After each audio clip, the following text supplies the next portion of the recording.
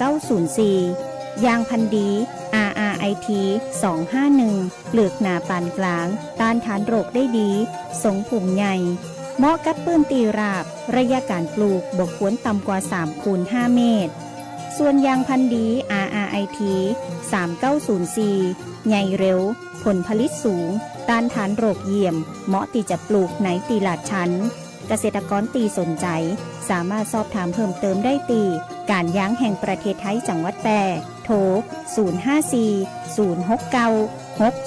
054-069-605 มาติดต่อเลยนะเจ้า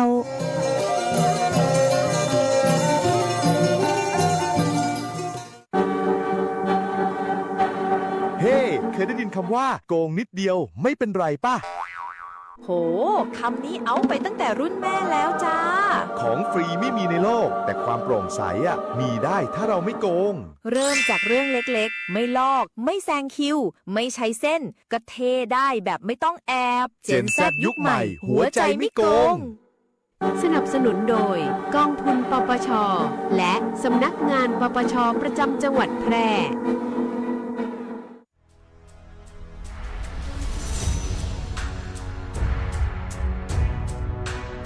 อันตรายต้องระวังมุกใหม่มิจฉาชีพสวมร้อยเหยื่อโดยใจบัตรประชาชนปลอมแปลงเอกสารราชการด้วยการตัดต่อหูภาพมิจฉาชีพอาจจะได้หูบัตรประชาชนของเหยื่อจากการหลอกให้ส่งเอกสารเช่นการรับสมัครงานทำงานออนไลน์หรือกรอกข้อมูลผ่านเว็บสมัครงานปลอมๆตีมิจฉาชีพสร้างขึ้นมาเมื่อได้ข้อมูลแล้วมิจฉาชีพจะใช้โปรแกรมแต่งภาพเพื่อตัดต่อภาพใบหน้าของตัวเก่าให้เข้ากับบัตรประชาชนของเหยื่อจากนั้นสวมรอยลงทะเบียนซิมการ์ดใหม่เมื่อได้ซิมใหม่แล้วเบอร์โทรศัพท์ของเหยื่อจะถูกโอนมาอยู่ในมือของมิจฉาชีพหรือการสวมรอยเข้าระบบบัตรเครดิตเมื่อได้เบอร์โทรของเหยื่อมิจฉาชีพจะใช้เบอร์นี้กู้คืนรหัสผ่านบัญชีธนาคารหรือบัตรเครดิตของเหยื่อทำธุรกรรมออนไลน์และขอรหัส OTP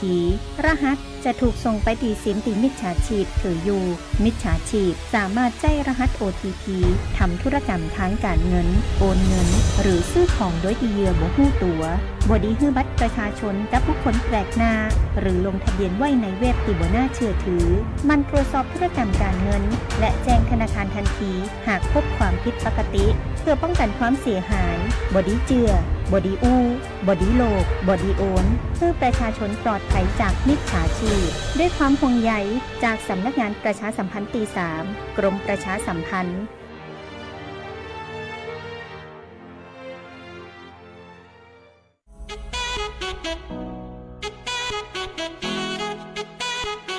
ขับไม่ดื่มดื่มไม่ขับอย่าลืมนะคะด้วยความปรารถนาดีจากสถานีวิทยุกระจายเสียงแห่งประเทศไทยจังหวัดแพร่ FM 91 เมกะเฮิรตซ์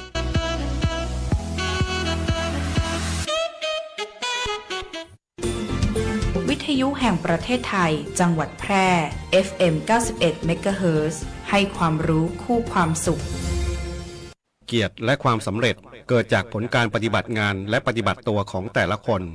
ที่สามารถปฏิบัติงานในความรับผิดชอบให้ได้สมบูรณ์ตรงตามวัตถุประสงค์และปฏิบัติตัวให้สุจริตเที่ยงตรงพอควรพอดีแก่ตำแหน่งหน้าที่ที่ดำรงอยู่พระบรมราโชวาทพระบาทสมเด็จพระปรมินทรมหาภูมิพลอดุลยเดชรัชกาลที่ 9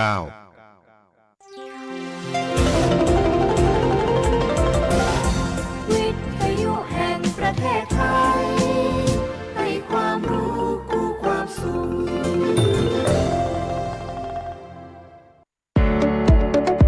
ที่นี่สถานีวิทยุกระจายเสียงแห่งประเทศไทยจังหวัดแพร่ส่งกระจายเสียงด้วยระบบ FM สเตอริโอมัลติเพล็กซ์ความถี่ 91 เมกะเฮิรตซ์ จากนี้ไปติดตามรับฟังรายการร้อยเรื่องราวข่าวสารเมืองแพร่ทุกวันจันทร์ถึงวันศุกร์เวลา 11 นาฬิกาถึง 12 นาฬิกาช่วงเกษตรแพร่ชวนคุยโดยสำนักงานเกษตรจังหวัดแพร่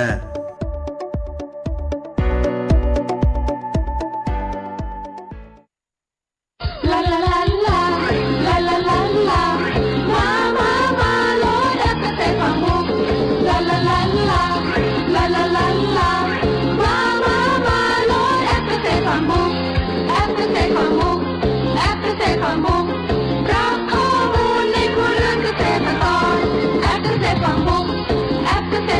ตร สดีเจ้าคุณผู้ฟังทุกท่านขอต้อนรับเข้าสู่รายการร้อยเรื่องราวข่าวสารเมืองแปรช่วงเกษตรแปรชวนคุยนะเจ้าวันนี้เนาะก็ตรงกับวันจันทร์ที่23มิถุนายน2568คุณผู้ฟังอยู่กับเกษตรตายนางสาวอัชรวรรณสันป่าเป้านักวิชาการส่งเสริมการเกษตรชำนาญการนะเจ้าจากสำนักงานเกษตรจังหวัดแปรซึ่งจะเป็นผู้ดำเนินรายการในวันนี้นะเจ้าตลอด1 ชั่วโมงต่อจากนี้คุณผู้ฟังทุกท่านจะได้พบกับข่าวสารความเคลื่อนไหวและสาระดีๆด้านการเกษตรจากสำนักงานเกษตรจังหวัดแปรที่จะนำมาประชาสัมพันธ์ให้คุณผู้ฟังได้รับทราบกันเนาะวันนี้นะเจ้าเฮาก็มีประเด็นชวนคุยในเรื่องของการจัดการความเสี่ยงน้ำท่วมภาคการเกษตรไทยในEP ที่2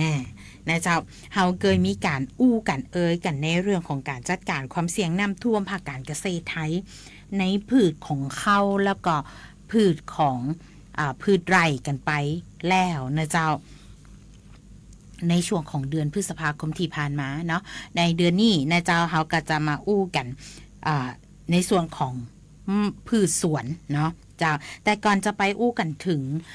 พืชสวนนะเจ้าเฮามาดูกันก่อนว่าตอนนี้นะเจ้าทางสำนักงานเกษตรจังหวัดแพร่นะอยู่ในระหว่างของการดำเนินการจัดทำแผนที่ความเสี่ยงน้ำท่วมนะเจ้าซึ่ง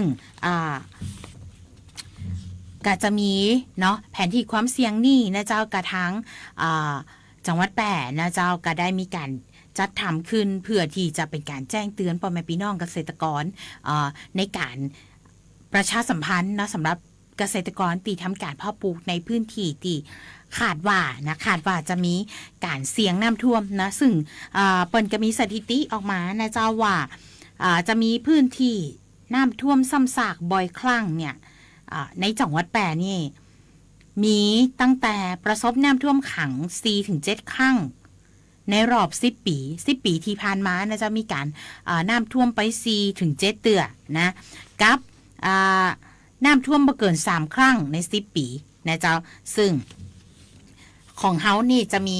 ถ้าเขาแบ่งความเสี่ยงน้ำท่วมนะเจ้าเขาก็จะแบ่งเป็นสีแดงเนาะสีแดงก็คือมีความเสี่ยงน้ำท่วมตั้งแต่8 เตือขึ้นไปในรอบ10 ปีนะเจ้าสีส้มเนาะของเฮาสีส้มนะเจ้าสีส้มก็จะเป็นน้ำท่วม4-7 ครั้งในรอบ10 ปีแล้วก็สีเหลืองนะเจ้าเหลืองก็คือมากกว่าบ่เกิน3 ครั้งจะบ่เกิน3 ครั้งในรอบ10 ปีซึ่งจากข้อมูลนะเจ้าจากข้อมูล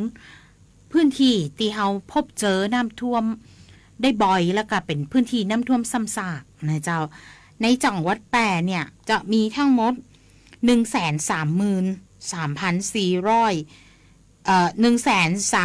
นะเจ้า346 ไร่ซึ่ง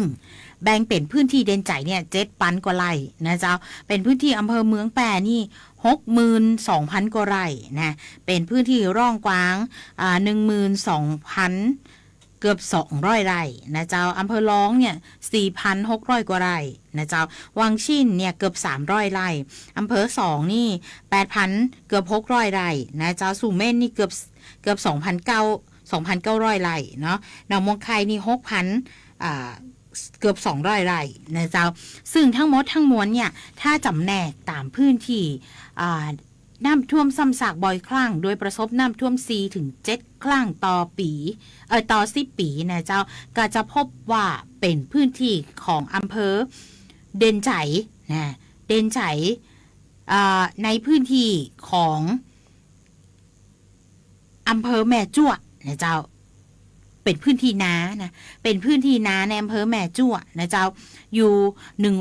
120 กว่าไร่นะเจ้าแล้วก็เป็นพื้นที่ตำบลเด่นใจอยู่3 ไร่ป่ายนะเจ้ารวมพื้นที่เด่นใจที่เป็นพื้นที่น้ำท่วมที่เป็นสีส้มเนี่ยอยู่127 ไร่นะเจ้านอกจากเด่นใจแล้วก็จะมีอำเภอเมืองนะเจ้าอำเภอเมือง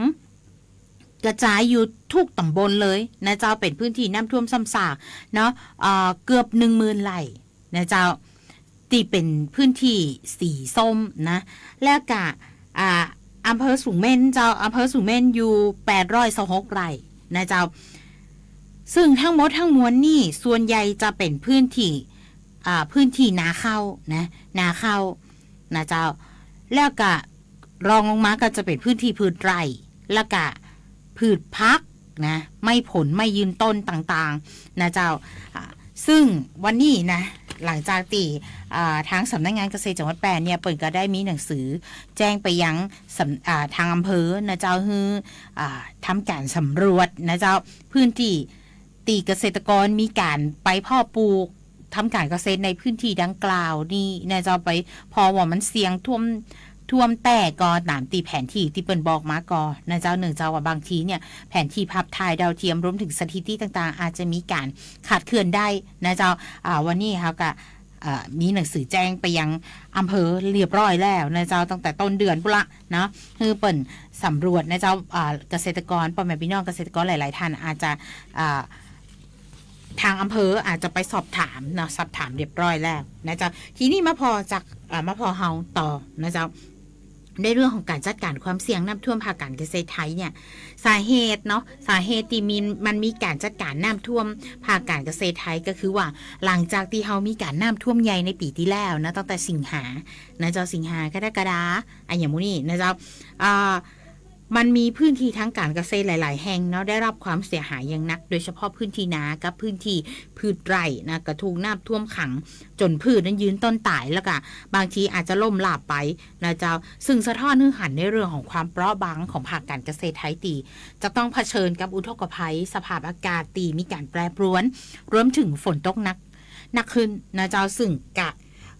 เพิ่มความเสี่ยงนะความเสี่ยงในเรื่องของน้ำท่วมอยู่ทุกๆปีนะเจ้าดังนั้นเนาะทางกรมส่งเสริมการเกษตรก็จะมีแนวทางในเรื่องของการจัดการความเสี่ยงออกเป็นระบบครอบคลุมทั้ง4ระยะเลยนะเจ้าในเรื่องของการจัดการภัยพิบัติเนาะบ่ว่าจะเป็นระยะในเรื่องของการลดผลกระทบนะเจ้าเนาะระยะเตรียมความพร้อมระยะการตอบสนองและก็ระยะฟื้นฟูคือสอดคล้องกับพืชแต่ละกลุ่มนะเจ้าทีนี้มาดูเนาะในส่วนของในวันนี้เนาะเจ้าก็จะบอกได้อู้ในเรื่องของข้าวแล้วก็พืชไร่พ่อเขาได้อู้กันไปแล้วนะเจ้าวันนี้เขาจะอู้ในส่วนของพืชสวนนะเจ้าพืชสวนกันได้แก่ไม่ผลไม่ยืนต้นบอกว่าจะเป็นทุเรียนนะมะม่วงลำไยมาส้มโอส้มเขียวหวานอย่างต่างๆนะเจ้าสิ่งที่เป็นจุดเปราะบางของพืชสวนก็คือว่าพืชสวนหรือว่าสวนผลไม้เนี่ยมีความอ่อนไหวต่อน้ำท่วมสูงเนื่องจากว่าไม่ผลไม่ยืนต้นเนี่ยมันต้องการดินตีระบายอากาศได้ดีถ้าหากว่ามีน้ำท่วมขังเกิน 2-3 วันนะเจ้าหากของก็ไม่มูนี่มันก็จะขาดออกซิเจนเนาะกระทำให้เกิดหากเน่าค้นเน่าซึ่งหากเน่าค้นเน่าเนี่ยมันจะส่งผลทำให้ใบเนี่ยเหลืองแล้วก็ร่วงลงมานะเจ้านอกจากใบร่วงออกมาแล้วก็จะผลก็จะร่วงเนาะหรือ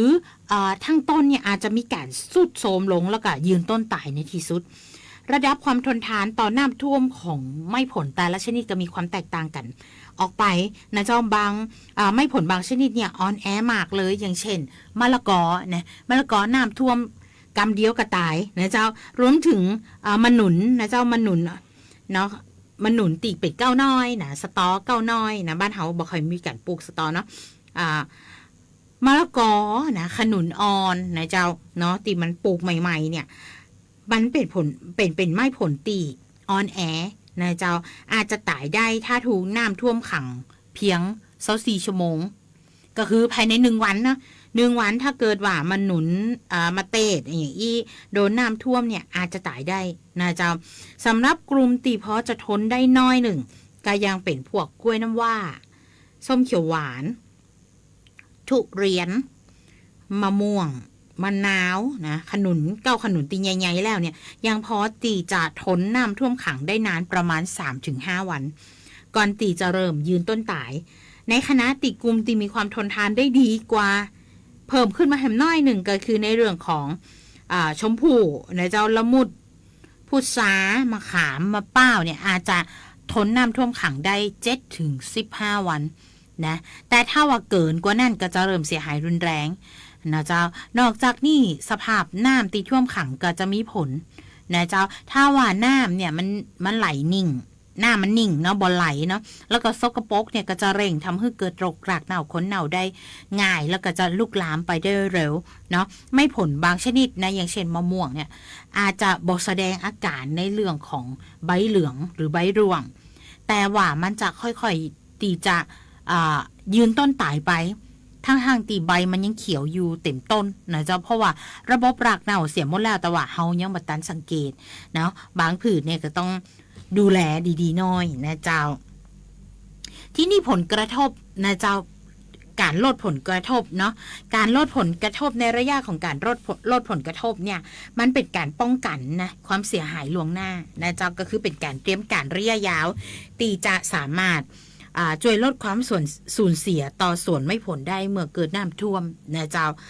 อย่างแรกนะการวางผังสวนและกับโครงสร้างแปลงปลูกอันเนี้ยเจ้าเคยอู้ไปแล้วก็เจ้าโดนคอมเมนต์มานะเกษตรกรบางเปิ่นบางรายเปิดคอมเมนต์มาว่าน้ำจะท่วมอยู่แล้วจะไปวางผังสวนไหมนะเจ้าอันนี้สำหรับเกษตรกรตีเปิ่นมีวางแผนในอนาคตว่าเปิ่นจะทำสวนนะเจ้าอันเนี้ยเป็นการลดผลกระทบในอนาคตที่อาจจะเกิดขึ้นได้ก็คือในเรื่องของการวางผังสวนหรือว่าโครงสร้างแปลงปลูกใหม่เนาะท่านก่อนท่านจะไปเพาะปลูกเนี่ยท่านต้องศึกษาก่อนนะเจ้าว่าพื้นที่ที่เขาจะไปเพาะปลูกเนี่ยมันมีประวัติน้ำท่วมกอนะถ้ามีเนี่ยเขาก็ควรตีจะปรับวิธีการปลูกไม่ผลเนี่ยคือจากที่ปลูกแนวราบเขาก็ต้องมีการยกร่องนะหรือว่ายกโคกบริเวณหลุมปลูกทำเนินคือมันสูงบริเวณโคนต้นนะเจ้าเพื่อที่จะคือโคนหลักอยู่สูงกว่าระดับน้ำตีจะท่วมเนาะซึ่งวิธีนี้การนิยมใจกับพวกทุเรียนนะเจ้าส่วนทุเรียนนะส่วนลองกองนะมันก็จะช่วยทำให้หากเนี่ยบ่จมน้ำเวลาน้ำท่วมขังถึงแม้มันจะระยะสั้นแต่มันก็มีผลกระทบนะเจ้านอกจากนี้เขาก็ยังคุดคูระบายน้ำรอบสวนเชื่อมกับแหล่งน้ำภายนอกเพื่อบ่ให้น้ำตีเข้าท่วมสวนเนี่ยเพื่อที่จะให้น้ำตีท่วมสวนนั้นระบายออกไปได้เร็วนะเจ้าดังนั้นเนาะช่วงนี้นะเจ้าทุเรียนมีราคาแพงเนาะหลายๆท่านนะก็อยากจะหันไปปลูกทุเรียนกันนะเจ้าดังนั้นกับก่อนตีท่านจะปลูกทุเรียนเนี่ยให้ศึกษาก่อนเนาะพื้นที่ที่เขาจะปลูกเนี่ยมีประวัติกันประวัติน้ำท่วมก่อถ้ามีนะเจ้ากับปรับวิธีการปลูกอาจจะมีการยกโขกนะทำเนินดินให้สูงนะเจ้าเพราะว่ามันก็จะช่วยให้หากเนี่ยมันอยู่สูงกว่าระดับน้ำตีจะท่วมได้นะเจ้าสักน้อยหนึ่งก็ยังดีอีเนี่ยเนาะ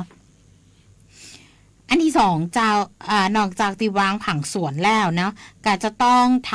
ำขันป้องกันน้ำรอบสวนนะเจ้าถ้าหากว่าสวนเขาตั้งอยู่ใกล้กับแม่น้ำลำคลองเนี่ยแล้วก็เขาสังเกตนะหรือว่าจากประสบการณ์ที่ผ่านมาน้ำมันมักจะล้นตลิ่งได้บ่อยถ้าน้ำมาหนักมาน้ำเหนือมาหนักเนี่ยก็จะทำให้ท่วมเนี่ยจะต้องพิจารณาในเรื่องของการทำคันดินนะเจ้าหรือว่าคันคอนกรีตรอบบริเวณสวนพร้อมกับติดตั้งประตูระบายน้ำหรือว่าต่อระบายน้ำเพื่อที่จะระบายน้ำได้ง่ายนะเจ้าเวลาที่เขาต้องการใจมันก็จะมีความจำเป็นเนาะซึ่งมันก็มีตัวอย่างนะเจ้าว่าเกษตรกรบางรายเนี่ยเปิดกับสร้างขันดินขึ้นรอบสวนทุเรียนแล้วก็ติดตั้งเครื่องสูบน้ำเนาะผลกระทบในปี2564ที่ผ่านมาเนี่ยการสามารถที่จะช่วยลดในเรื่องของการป้องกันน้ำท่วมสวนได้นะในคณะตีสวนใกล้เคียงเนี่ยบ่มีคันดินเนี่ยก็ได้รับความเสียหายหนักนะจ๊ะอันนี้ก็จะเป็นโซนภาคตะวันออกกับภาคใต้นะที่เป็นประสบปัญหานะเจ้าก็เป็นอีกวิธีการหนึ่งนะเจ้าถ้าเขามีทุนทรัพย์ในการทำการเกษตรเยอะขึ้นน้อยก็จะอาจจะให้พิจารณาทำคันดินหรือว่าคันกรีตรอบสวนนะเจ้าเพื่อป้องกันบ่ให้น้ำมันเข้ามาเนาะก็เหมือนบ้านเฮาเราเจ้าตีต้องเอากระสอบทรายไปใส่นะไปกันไว้บ่ให้น้ำมันไหลเข้านั่นเองนะเจ้าเหมือนกันนะถ้าเราทำที่บ้านแล้วเราก็ต้องทำที่สวนตัวนะเจ้านอกจากนั้นนะเจ้าก็จะต้องมีการเลือกไม้ผลหรือว่าพันธุ์ไม้ผลที่เหมาะสมนะเจ้าในพื้นที่ตีเป็นตีลุ่มแล้วก็เสี่ยงกับน้ำท่วมซ้ำซากนะอาจจะต้องพิจารณาปลูกไม้ผลตีทนน้ำได้ดีกว่านะเจ้าทดแทนชนิดตีออนแออย่างเช่นว่า เขาอาจจะไปปลูกมะพร้าวน้ำหอมหรือว่ามะขามแตนมะส้มโออีเนี่ยหรือว่าแตนมะทุเรียนในแปลงติดตำๆเนาะถ้าท่านอยากจะปลูกส้มโออย่าปลูกมาทุเรียนเนี่ยแต่ว่าแปลงของท่านติดน้ำใกล้น้ำแล้วก็ตำเนี่ยเขาอาจจะเปลี่ยนผืชติปลูกนะจะไปปลูกไม่ผลติดทนน้ำได้ดีกว่าหรือว่าเอามาทุเรียนมาส้มโอเนี่ยไปปลูกแปลงที่มันสูงขึ้นนะเจ้าเนาะเพื่อที่จะลดในเรื่องของการน้ำท่วมขังนะนอกจากนี้อาจจะใช้วิธีการตอกิ่งนะจะตอกิ่งบนต่อพันธุ์ติดทนน้ำท่วมอย่างเช่นว่า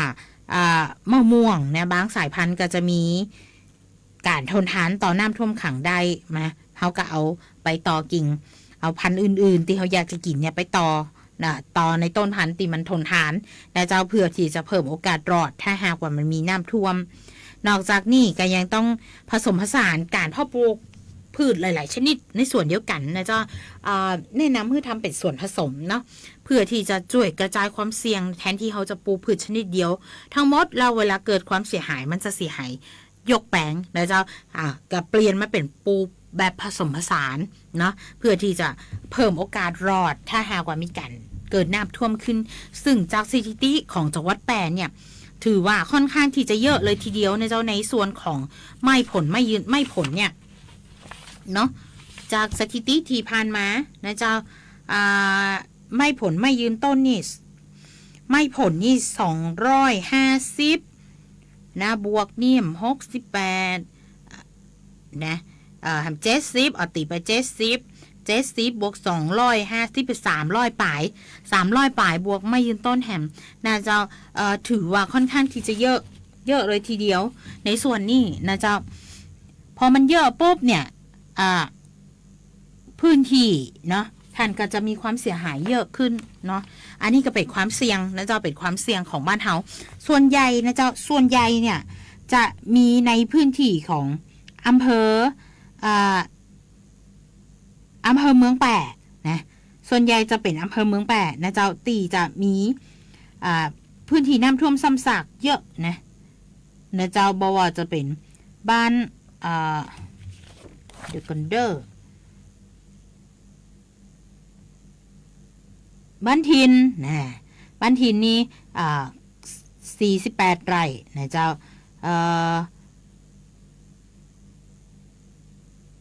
ป้าแม่ทำ25 ไร่ตุงห้องนะตุงห้องส่วนใหญ่ก็จะเป็นพวกลำไยนะเจ้า18 ไร่นะเจ้าโซนหมู่เนี่ยนะเจ้าก็จะต้องพิจารณาเนาะพิจารณาดูอาจจะทำคันดินหรืออย่างเนาะเจ้ามีระบบระบายน้ำในแปลงคือมันดีแหมน้อยนะเจ้าแล้วก็นอกจากนี้พวกอำเภอร้องอำเภอสุเม่นนะเจ้าก็ค่อนข้างที่จะเยอะนะอำเภอร้องก็จะมีประมาณ26 ไร่นะส่วนใหญ่ก็จะเป็นพวกห้วยอ้อโซนห้วยอ้อโซนปากกลางอันนี้น่าจะปลูกส้มโอนะเจ้าเนาะแล้วก็อำเภอสุเม่นนี่ก็จะเน้นนักตีร่องกาดนะเจ้าร่องกาด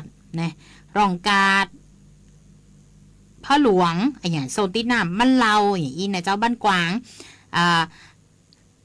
เนาะแล้วก็สุเม่นหัวฝายนะเจ้าโซนนี่เนาะกาจะค่อนข้างที่จะเสี่ยงที่มันจะเกิดผลกระทบในเรื่องของน้ำท่วมนะเจ้า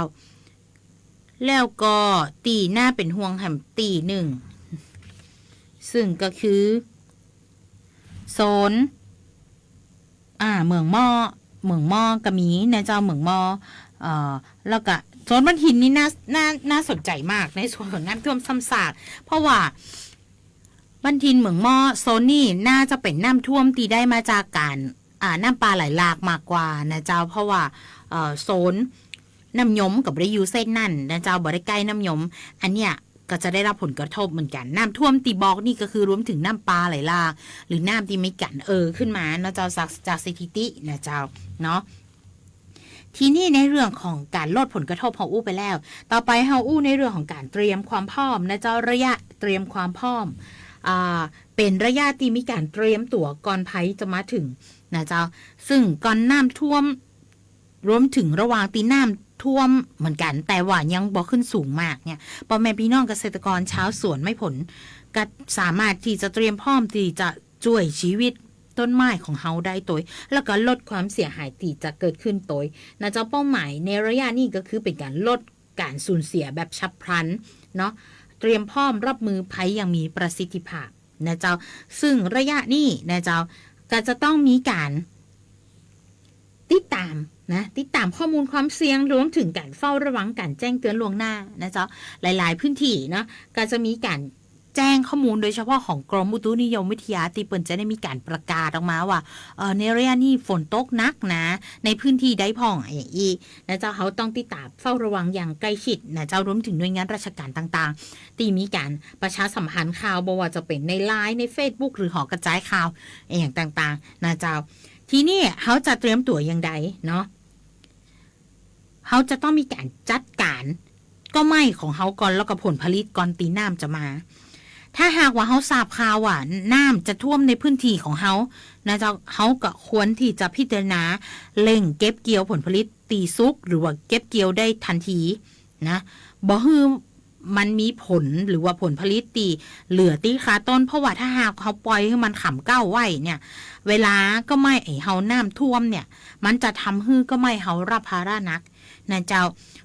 ไหนจะหักก็จะบ่มีออกซิเจนในการหายใจช่วยหายใจมันก็จะหักเน่าคนเน่าแฮมก็ไหม้ของเขาก็จะต้องรับภาระในการเอาถาดอาหารต่างๆที่มีอยู่ในลำต้นเนี่ยไปเลี้ยงผลของมันที่เขายังไม่ได้เก็บรวมถึงใบต่างๆนะจ๊ะมันก็จะเป็นการรับภาระนักอาจจะทำให้ผลนั่นเน่าคาต้นได้หรือว่าร่วงหล่นก็จะสูญเสียไปอย่ามาได้นะเจ้าอย่างเช่นว่าเขาอาจจะมีการรีบตัดเครือกล้วยนะเจ้าถ้าพอแล้วมันเก็บเกี่ยวได้ละเขาขจายเก็บเลยรวมถึงเก็บมะนาวมะม่วงอย่างต่างๆตีอันใดที่เขาพอตีจะเก็บมาได้หรือว่าขายได้ก็ควรที่จะเก็บออกมาก่อนนะเจ้าแล้วก็ควรมีการตัดแต่งกิ่งเพื่อที่จะลดผุ่มใบให้เหลือใบพอประมาณเพื่อที่จะเป็นการลดการคายน้ำของต้นไม้นะเจ้าช่วยให้ก็ไม้ของเขาเนี่ยลดการใจออกซิเจนแล้วก็ลดการใจอาหารในช่วงที่มันเครียดช่วงที่มันมีน้ำมาท่วมนะเจ้ารวมถึงการให้ปุ๋ยทางใบที่มีพวกถาดโพแทสเซียมสูงประมาณ 1-2 ครั้งก่อนตีน้ำจะมาถึงเพราะว่าจะช่วยในเรื่องของการเสริมสร้างความแข็งแรงให้กับพืชให้มันทนทานต่อสภาวะน้ำท่วมขังได้ดีขึ้นสักเล็กน้อยนะสักนิดสักหน่อยเขาก็ต้องแยะนะเจ้าเนาะนอกจากนี้เจ้ามีการเตรียมอุปกรณ์ระบายน้ำและเติมอากาศนะเจ้าการตรวจสอบเครื่องสูบน้ำคือพร้อมใช้งานถ้าท่านบ่มีเครื่องสูบน้ำท่านอาจจะต้องไปสอบถามนะทางอบต.หรือท้องถิ่นในพื้นที่ของท่านหรือทางหมู่บ้านเนี่ยไผที่มีเครื่องสูบน้ำห้องแล้วเขาสามารถให้ยืมกรณีที่เกินเหตุฉุกเฉินเนี่ยเขาอาจจะต้องไปยืมมาใจก่อนเพื่อที่จะสูบน้ำออกระวางเครื่องสูบน้ำไว้ในจุดตีเสียงน้ำท่วมง่ายเพื่อที่จะพร้อมนะสำหรับการเดินเครื่องได้ทันทีกรณีตีน้ำมันเริ่มเข้ามาในสวนแล้วก็ควรที่จะจัดหาในเรื่องของเครื่องเติมอากาศหรือว่าวัสดุช่วยเติมออกซิเจนให้หากผลไม้ของเขาอย่างเช่นเครื่องตีน้ำเครื่องเป่าลมลงน้ำหรือว่าต่อไม้ไผ่สำหรับปักลงในดินหลอบทรงผุ่มเพื่อให้อากาศมันลงสู่ดินนะท่านจำตีสัปดาห์ที่แล้วนะเจ้าท่านได้ฟังเนาะในเรื่องของการทำนาเปียกสลับแห้งกับเขาก็จะมีต่อPVC ปักลงในดินเพื่อที่จะช่วยดูในระดับน้ำอันนี้ก็เหมือนกันเจ้าเขาจะใช้ต่อไม้ไผ่ปักลงไปในดินเพื่อที่จะเป็นการเติมอากาศลงเข้าสู่ดินนะเขาก็ต้องเตรียมตัวไว้ล่วงหน้านะเจ้าเป็นการเติมออกซิเจนให้กับหาพืชของเขาซึ่งมันก็จะมีประโยชน์มากกรณีที่ว่ามันมีน้ำท่วมขังเกิน 2-3 วันเพราะว่าหากมันกำลังจะขาดออกซิเจนหรือขาดอากาศรุนแรงนะเจ้านอกจากนี้เขายังต้องมีแผนป้องกันและอพยพต้นกล้าหรือไม้กระถางต่างๆที่เขามีในสวนนะเจ้าบางท่านเนี่ยอาจจะเตรียมเพาะกล้าอย่างไว้นะเจ้าถ้าหากว่าเขามีแปลงเพาะกล้าไม้หรือว่าไม้ผลอ่อนในกระถางอย่างต่างๆก็ควรที่จะย้ายก็ไม้เหล่านี้ไปไว้ในจุดที่สูงหรือในโรงเรือนชั่วคราวให้มันพ้นระดับน้ำท่วมเพื่อรักษาพันธุ์ไม้ไว้เนาะกรณีที่เขาจะสำรองซ่อมแซมปลูกหลังน้ำลด นะเจ้ารวมถึงวัสดุคลุมดินพวกฟางข้าวอย่างต่างๆถ้ามันเหี่ยวอยู่ปืนก็คือเก็บขึ้นมานะเจ้าเพราะว่าถ้าฝนตกหนักอย่างมูเนี่ยมันก็จะเกิดพวกเชื้อราอย่างใดนะเจ้าก็เป็นการลดแรงกระแทกของเม็ดฝนหรือว่าหน้าดินบ่ให้มันทึบเกินไปตัวเนาะถ้าท่านเฮามีเฮาก็เอาไปโรยไว้นะหลอบคนต้นนะเจ้าอันนี้ก็เป็น2ระยะละนะก็คือระยะผลกระทบและระยะเตรียมความพร้อมเดี๋ยวเราไปพักสักครู่เนาะแล้วก็เฮาก็จะมาอู้กันต่อในระยะของการตอบสนองในระยะการฟื้นฟูของไม้ผลเจ้า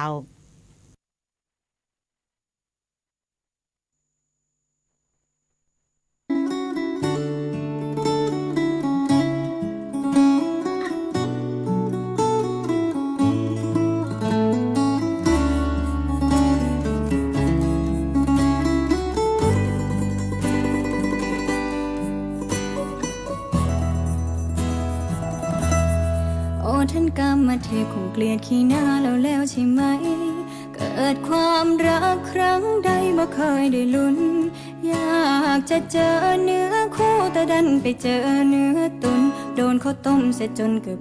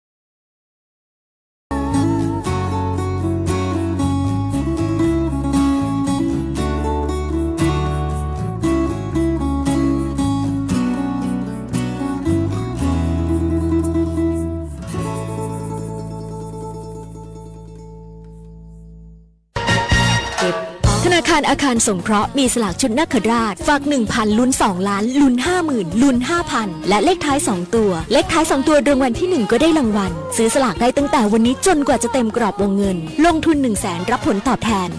1.72% ต่อปีลงทุน1ล้านรับผลตอบแทน 1.82% ต่อปีซื้อสลากหรือสอบถามรายละเอียดที่ธนาคารอาคารสงเคราะห์สาขาแพร่ 0546211490-5 หรือแอปพลิเคชัน GHB Orgen ธนาคารอาคารสงเคราะห์ทำให้คนไทยมีบ้าน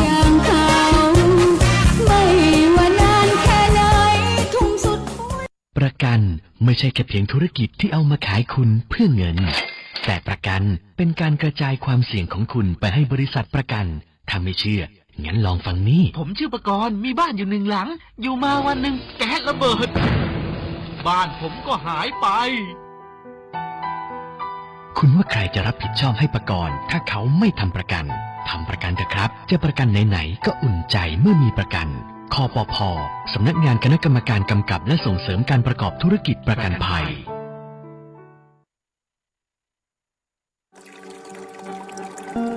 ในช่วงฤดูฝนมักจะเกิดฝนตกหนักในหลายพื้นที่เกิดน้ำท่วมฉับพลันน้ำป่าไหลหลากน้ำล้นตลิ่งองค์การบริหารส่วนจังหวัดแพร่ขอแจ้งเตือนประชาชนให้ติดตามข่าวสารสภาพอากาศจากกรมอุตุนิยมวิทยาหน่วยงานที่เกี่ยวข้องอย่างต่อเนื่องและปฏิบัติตามคำแนะนำอย่างเคร่งครัดหากอยู่ในพื้นที่เสี่ยงควรเตรียมความพร้อมใช้กระสอบทรายอุดปิดทางน้ำที่จะไหลเข้าบ้านเตรียมยกของขึ้นที่สูงให้พ้นจากระดับน้ำท่วมเตรียมอุปกรณ์สิ่งจำเป็นต่างๆให้พร้อมใช้ในยามฉุกเฉินเรียนรู้เส้นทางการอพยพไปที่ปลอดภัยรู้หมายเลขโทรศัพท์ฉุกเฉินของหน่วยงานท้องถิ่นเพื่อขอความช่วยเหลือระวังงดลงเล่นน้ำหรืออยู่ใกล้ทางน้ำหลากห้ามขับรถเข้าไปในพื้นที่น้ำท่วมหรือบริเวณที่มีน้ำหลากหากไม่ปลอดภัยให้ออกจากรถทันที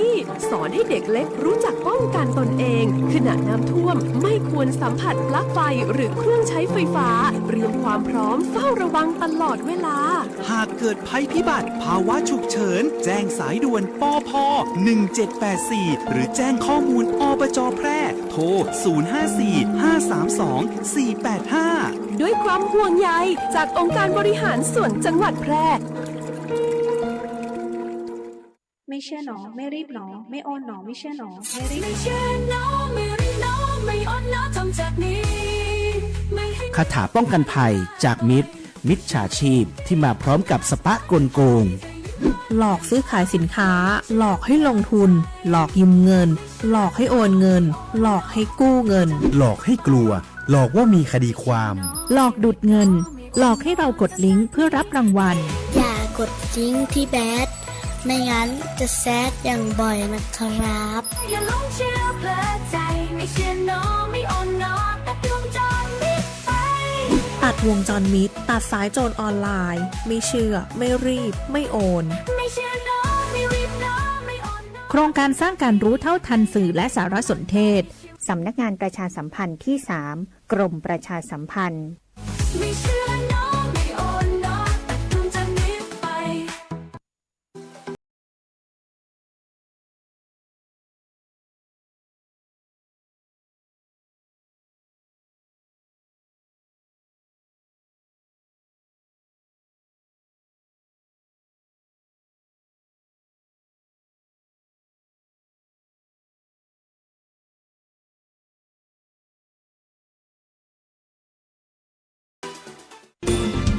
วิทยุแห่งประเทศไทยจังหวัดแพร่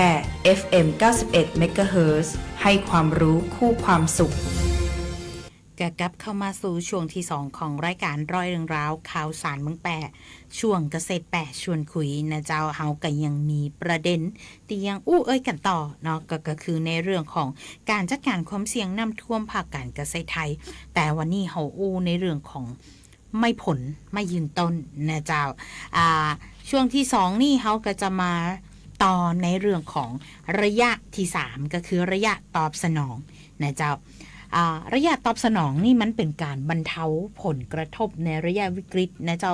ก็คือในระหว่างตีสวนเนี่ยถูกน้ำท่วมนะสิ่งตีพ่อแม่พี่น้องเกษตรกรรวมถึงหน่วยงานต่างๆเนี่ยควรจะดำเนินการอย่างใดพ่องเป้าหมายในระยะนี้ก็คือเป็นการลดความเสียหายระหว่างน้ำท่วมแล้วก็รักษาชีวิตพืชคือได้ดีที่สุดเท่าที่จะทำได้นะเจ้าอย่างแรกก็คือเร่งระบายน้ำออกจากสวนก่อนหากว่าน้ำตีท่วมเป็นน้ำขังในสวนแล้วก็เป็นน้ำตีนิ่งนะเจ้าเมื่อระดับน้ำภายนอกเริ่มลดแล้วฮือรีบใจเครื่องสูบน้ำเนี่ย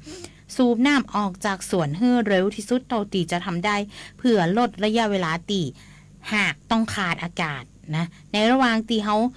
น้ำยังท่วมอยู่นะเจ้าก็ต้องตรวจสอบคันดินรอบๆสวนบ่ฮื้อมันสุดตอยนะเจ้าหรือว่าบ่ฮื้อมันขาดเป็นการอุดห้อยหัวน้ำตั้งนอกบ่ฮื้อเข้าสวนเฮานั่นเองนะเจ้าแล้วก็ ลดบ่ฮื้อน้ำไม้เข้ามาเพิ่มเป็นการลดบ่ฮื้อน้ำไม้เข้ามาเพิ่มนะเจ้าซึ่งมาตรการนี้เขาจะใจได้ก็ต่อเมื่อระดับน้ำภายนอกเนี่ยเริ่มต่ำกว่าระดับน้ำในสวนนะเจ้าเขาจะทำได้เนาะอันที่2เจ้าเขาจะต้องมีการเติมอากาศฉุกเฉินฮือกับหากนะในกรณีตีน้ำท่วมขังเมินหลายวันแล้วก็ไม่ยังบอกแสดงอาการว่าใบมันร่วงหนักเนี่ยฮือทดลองเพิ่มออกซิเจนในน้ำท่วมขังนะเจ้าอย่างเช่นว่าเขาอาจจะใช้เครื่องอัดอากาศหรือว่าเครื่องตีน้ำตีมีอยู่เนี่ยเดินเครื่องในน้ำตีขังนะเจ้าแล้วก็ทำตามคำแนะนำของผู้เชี่ยวชาญตามคำแนะนำของผู้เชี่ยวชาญเนี่ยเปิ่นบอกไว้ว่าการจะทำให้น้ำเคลื่อนไหวมันก็จะมีส่วนช่วยให้หากของเขาเนี่ยได้รับออกซิเจนหนักขึ้นลดโอกาสตีต้นมันจะเน่าหรือตายได้ลงผ่องนะเจ้าแต่ถ้าเฮาบ่มีเครื่องจักรอย่างใดนะเจ้าเฮาบ่มีเครื่องจักรก็สามารถที่จะใช้วิธีพื้นบ้านเนาะอย่างเช่นการนำป้องไม้ไผ่อย่างที่เจ้าบอกไปแต่ตอนครึ่งแรกเนาะมาเจาะหูเนาะแล้วก็ปักเฉียงลงไปรอบๆโคนต้นไปจ่องอากาศให้มันสามารถที่จะระบายอากาศออกมาได้ผ่องหรือท่านอาจจะใจค้นเนี่ยลงไปวิดน้ำกวนน้ำให้มันเคลื่อนไหวได้วันละเตือนะกรณีที่น้ำท่วมบ่ลึกแล้วก็มีลักษณะของการปลอดภัยที่จะลงนะพอดีๆนะซัดพิษอย่างทั้งหลายแลตัวนะเจ้าเนาะเขาจะต้องเติมหากเฮืออากาศนะเจ้าน้ำนิ่งเนี่ยน่ากลัวที่สุดนะเจ้าเพราะมันพอมันบ่เคลื่อนไหวปุ๊บเนี่ยออกซิเจนในน้ำเนี่ยมันก็จะบ่มีนะเจ้าหลังจากนั้นนะหลังจากที่เขาเร่งระบายน้ำออกเติมอาการให้หากแล้วเขาต้องป้องกันโรคพืชตัวนะเจ้าเฝ้าระวังโรคและกับแมลงในช่วงที่น้ำท่วมถึงแม้ว่าน้ำยังบ่ลดนะเจ้ากะโรคพืชบางชนิดนะก็เริ่มระบาดอย่างเช่นพวกราเขียวหรือราน้ำตีใบและก็ลำต้นมีความชื้นสูงนะเจ้าวิธีการเขาก็จะมีการแนะนำคือใจพวกเชื้อราโรครากเน่าค้นเน่าหรือโรครากเน่าคอดินโรคเน่าคอดินนะเจ้าฉีดพ่นป้องกันนะสิ่งแวดล้อมต่างๆเท่าที่เขาจะทำได้นะเจ้าเพื่อที่จะชะลอการระบาดนะจนกว่าที่จะถึงขั้นตอนของการฟื้นฟูหลังน้ำลดนะเจ้าเนาะอันนี้ก็จะเป็นในระยะที่3ก็คือการระยะตอบสนองนะเป็นการบรรเทาผลกระทบในระยะวิกฤตนะเจ้าทีนี้เนี่ยก็จะมีหลายๆท่านว่าน้ำก็ยังท่วมอยู่หันออกไปไหนบ่ได้นะเจ้าท่านต้องเอาชีวิตและทรัพย์สินของท่านฮือรอดก่อนนะเจ้าเนาะในส่วนของพวกสวนให้นะอย่างต่างๆมันฟื้นฟูได้นะเจ้าฟื้นฟูได้แล้วก็มีระเบียบนะระเบียบกฎเกณฑ์ที่สามารถที่จะช่วยเหลือได้นะเจ้าแต่ทั้งนี้ทั้งนั้นท่านต้องยึดตามระเบียบนะก็คือว่าเขามีระเบียบกระทรวงการคลังในเรื่องของการช่วยเหลือภัยพิบัติทางธรรมชาติอยู่นะเจ้าถ้าหากว่าท่านมีการแจ้งปรับปรุงทะเบียนเกษตรกรเป็นประจำทุกปีทุกรอบการผลิตรวมถึงการขึ้นทะเบียนใหม่นะเจ้าท่านจะต้องมีการแจ้งขึ้นทะเบียนหรือปรับปรุงทะเบียนเกษตรกรก่อนเกิดภัยต่ออันนะเจ้าดังนั้นเนี่ยติเจ้าได้ปักเปียกปักแช่นะก็กูตีดอะนะเจ้าว่าให้ไปขึ้นทะเบียนเนาะบางคนนี่บ่ขึ้นแต่ล้อว่าภาครัฐเปิ่นช่วยเหลืออย่างถึงจะไปขึ้นแต่ว่ากรณีภัยธรรมชาติมาปุ๊บตุ่มบ่ได้ขึ้นทะเบียนกับมดซิดคือความช่วยเหลือนะเจ้าดังนั้นเนาะในระยะนี้นะเจ้าอย่าลืมเนาะในเรื่องของการขึ้นทะเบียนเกษตรกรตัวนะเจ้าต่อไปเป็นระยะที่3ก็ระยะที่4ก็คือระยะฟื้นฟูนะเจ้าเป็นการฟื้นฟูการผลิตให้กลับมาได้เร็วที่สุดเนาะหลังจากน้ำลดแล้วเนี่ยส่วนไม่ผลของเขาเนี่ยเขาก็จะต้องเริ่มฟื้นฟูอย่างถูกวิธีเพื่อที่จะช่วยรักษาชีวิตก็ไม่ของเขาเนี่ยให้มันฟื้นได้แล้วก็ให้ผลผลิตได้นะเจ้าเป้าหมายเนาะอันนี้เป็นเป้าหมายนะเจ้าอันดับแรกก่อนที่เขาจะเข้าไปในสวนเนี่ยเขาต้องพอกันน้ำลดหรือยังถ้าหลังจากที่น้ำลดแล้วฟังลงไปย่ำดินเตื่อนะเจ้าถ้าเขาหันว่าดินมันยังเปียกอยู่นะ ทันทีที่น้ำลดฮือรอฮือดินแห้งหมาดๆก่อนสัก 1-2 วันก่อนที่จะเดินลงไปในย่ำในแปลงเพราะว่าถ้าดินอิ่มน้ำนะรอบรากมันยังอ่อนตัวหนักนะเจ้าการตีเขาจะไปเดินบนดินเนี่ยมันทำให้ดินเนี่ยยุบตัวแล้วก็หากตีเปาะบางอยู่มันอาจจะเสียหายเพิ่มเติมขึ้นนะเจ้าส่งผลให้ก็ไม่นะหรือว่าโคนก็ไม่มันอาจจะโค่นหรือตายได้ง่ายนะเจ้าดังนั้นก่อนตีเขาจะลงไปเหยียบย่ำในดินเนี่ยก็ต้องดูก่อนเนาะถ้าดินแห้งพอจะย่ำได้ก็คือก็สามารถที่จะลงไปได้เนาะแต่ถ้ามันเปียกอยู่นี่ห้ามนะเจ้าเพราะว่ามันจะทำให้อัดแน่นนะดินมันยุบตัวแล้วก็หากมันเปาะบางอยู่แล้วนะก็จะอาจจะโค่นลงได้นะเจ้าดังนั้นเขาก็ต้องเริ่มจากการฟื้นฟูดินแล้วก็ไม่ก่อนนะหลังจากนั้นนะเจ้าเขาก็ต้องมีการตากดินนะถ้ามันแห้งมาปุ๊บเนี่ยเขาก็ต้องตากดินเนาะแล้วก็วัดค่าดินพวกค่า pH ปรับค่าดินอย่างต่างๆเนาะว่ามันขาดอะไรอย่างแล้วมันมีอะไรอย่างนักเขาก็จะได้เติมตัวนั้นได้ถูกนะเติมปุ๋ยรวมถึงสารเคมีหรือเชื้อราอย่างต่างๆที่มันสามารถป้องกันโรครากเน่าค้นเน่าได้นะเจ้าหลังจากนั้นมีการเติมอากาศให้ดินนะเจ้าเพื่อแก้ปัญหารากเน่าเนาะถ้าหน้าดินเริ่มแห้งแล้วนะเจ้าก็ควรที่จะพรวนดินรอบๆทรงพุ่มอย่างระมัดระวังเนาะเพื่อให้อากาศลงสู่ดินแล้วก็กระตุ้นหากไม้ให้งอกแล้วก็ช่วยดันน้ำตีขังในดินเนี่ยออกไปเร็วขึ้นนะเจ้าเนาะถ้าหากว่าเอาไปพอแล้วมันพบโรครากเน่าค้นเน่าจากเชื้อรานะบริเวณเปลือกโคนเปื่อยหรือว่ามีกลิ่นเหม็นหรือว่ามีเส้นใยเชื้อราขึ้นหื้อท้าหรือว่าราดสารป้องกันเชื้อราที่เหมาะสมบริเวณโคนต้นทันทีนะเจ้าแล้วก็หื้อหาดซ้ำภายใน1 สัปดาห์เนาะนอกจากนี้ก็หื้อตัดแต่งกิ่งตีหักหรือแห้งทิ้งทำความสะอาดทรงพุ่มนะเพื่อเตรียมให้มันแตกใบใหม่ออกมานอกจากนี้นะเจ้านอกจากนี้ก็จะต้องบำรุงฟื้นก็ไม่แล้วก็ดินตยนะเจ้าอย่างตีเจ้าบอกเนาะถาดอาหารพืชหลายชนิดถูกใช้ล่างไปกับน้ำเนี่ยโดยเฉพาะพวกไนโตรเจนโพแทสเซียมและโบรอนถ้าหากว่าหลังน้ำลดแล้วก็ให้ใส่ปุ๋ยเพิ่มเข้าไปประมาณ 20% ของอัตราปกตินะเจ้าโดยเน้นปุ๋ยตีเร่งการแตกใบหรือรากไม้อย่างเช่นปุ๋ยไนโตรเจนสูงหรือว่าปุ๋ยสูตรเสมอ15-15-15นะร่วมกับถาดอาหารเสริมที่จำเป็นสามารถที่จะฮื้อได้ทั้งทางดินและก็ทางใบนะเจ้าเนาะเพื่อที่จะฮื้อก็ไม่นะมันดูดซึมไปใจได้เร็วพร้อมกับเสริมพวกอินทรีย์วัตถุต่างๆพวกปุ๋ยมากปุ๋ยคอกเพื่อที่จะฟื้นฟูจุลินทรีย์และโครงสร้างดินที่เสียสมดุลระหว่างน้ำท่วมขังไปนะจ๊ะนอกจากนี้เขายังต้องประเมินความอยู่รอดของก็ไม่ของเฮาตัวว่า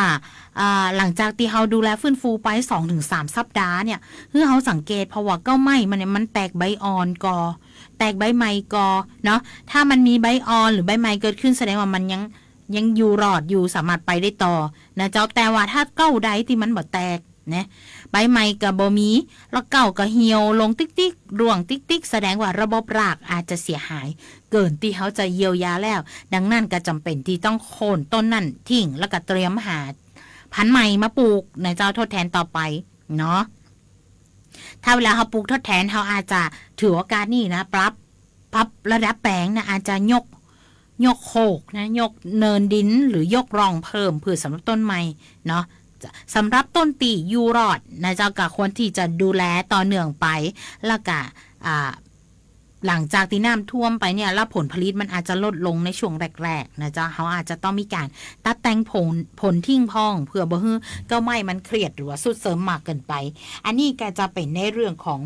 การฟื้นฟูนะเจ้าการฟื้นฟู4ระยะอย่างที่เจ้าบอกไปเนาะก็จะมีในเรื่องของระยะลดผลกระทบระยะเตรียมพร้อมระยะตอบสนองและก็ระยะฟื้นฟูเนาะก็หวังว่าข้อมูลข่าวสารตีเจ้าได้นำมามาในวันนี้จะสามารถที่จะเป็นประโยชน์กับพ่อแม่พี่น้องเกษตรกรที่เป็นชาวสวนของจังหวัดแปร่เนาะโดยเฉพาะอย่างยิ่งถ้าท่านอยู่ในพื้นที่ที่เป็นน้ำท่วมซ้ำซากมันนะ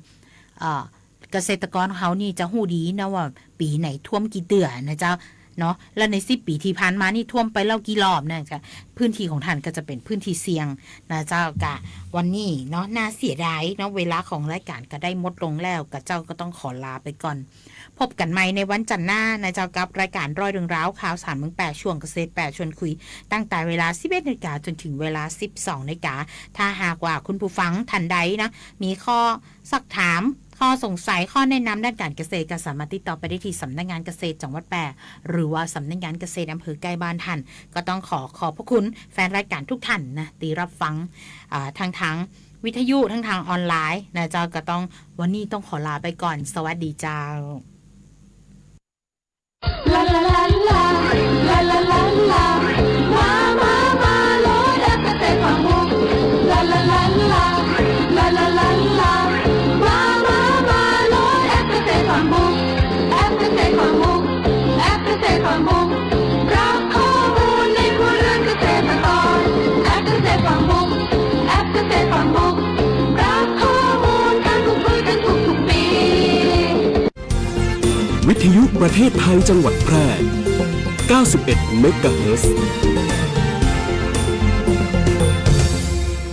โอกาสก้าวสู่เส้นทางศิลปินกลับมาอีกครั้งพร้อมปรากฏการณ์ครั้งใหม่ที่รวมการประกวดร้องเพลงไทยอมตะร่วมสมัยทั้งเพลงลูกทุ่งและลูกกรุงไว้ในเวทีเดียวกันกับโครงการเยาวชนสืบสานเพลงรักไทยโดยสำนักงานทรัพย์สิน